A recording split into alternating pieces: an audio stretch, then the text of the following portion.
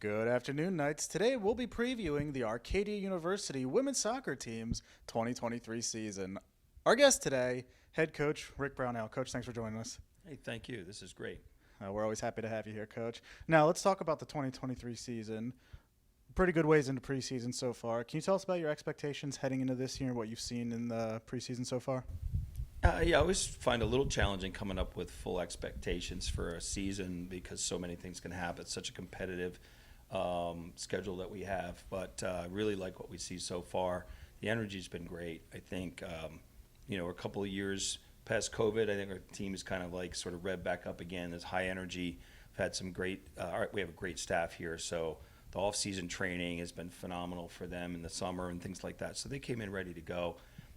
So our returners especially, it's kind of exciting to see everybody kind of up and rolling here. So things are going well. Now let's talk about those returners. You got a lot of players coming back with experience. Can you give us a little rundown what you've seen so far? Tell us anything you can about those players that have played for you already. Sure. Yeah. I mean, we historically haven't had people being able to use the super senior thing that you can get that extra year through COVID. So we have a couple of leaders coming back. Angela Rosenberger is coming back in for kind of a fifth year, and Riley Ratcliffe has been our captain, all-regional player, coming back in. So it's nice to have that kind of leadership. We also have like four very good seniors. We have Rachel Mallow-Heinert, Carolyn Wyrick, Ashley Davey, and Madison Toyama. All of them have just been just great teammates, great leaders, and so there's just a real positive energy going on right now, and they're very effective players. So it's nice to have that leadership for the incoming players, and then of course all the redders. So again, it's been one of the better preseasons we've had in a long time. So it's been good. Now let's talk about those newcomers. What can you tell us you've seen so far? Obviously, it's only been about 2 weeks, but just any insight that you've seen from those new players. Yeah, I mean, the new players, it's so hard for them to just come right in and make an impact right away, but it's nice to see them doing that.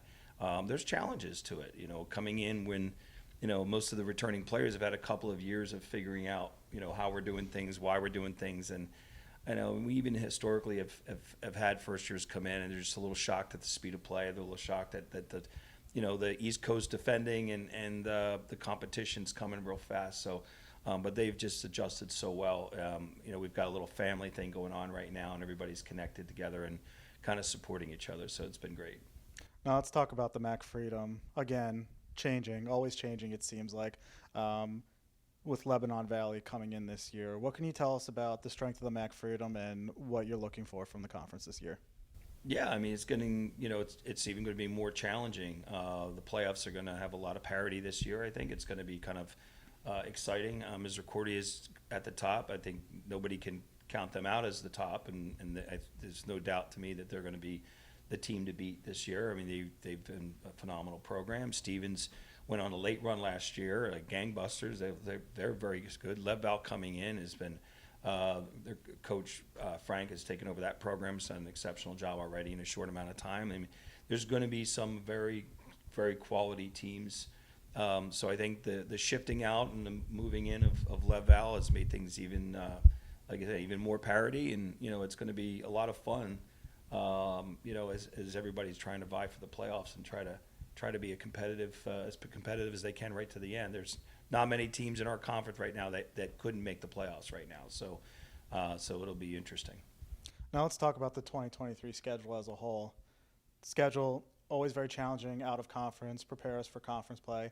Can you talk to us a little bit about some of the games that you're highlighting, looking forward to, anything that you can tell us?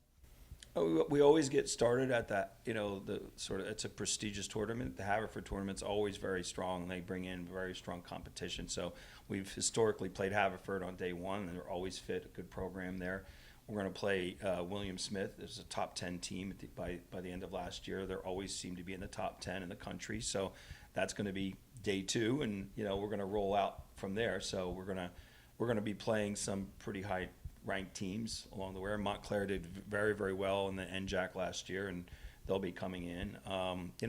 We're also looking towards the future, and we know that if we want to be the program that we would like to be and continue to strive to be, that we're going to have to take on some of the better teams in the country to do that. So, those are just a couple of the teams that we have coming, that will be challenged in the first half of the year, and then we'll be going from there.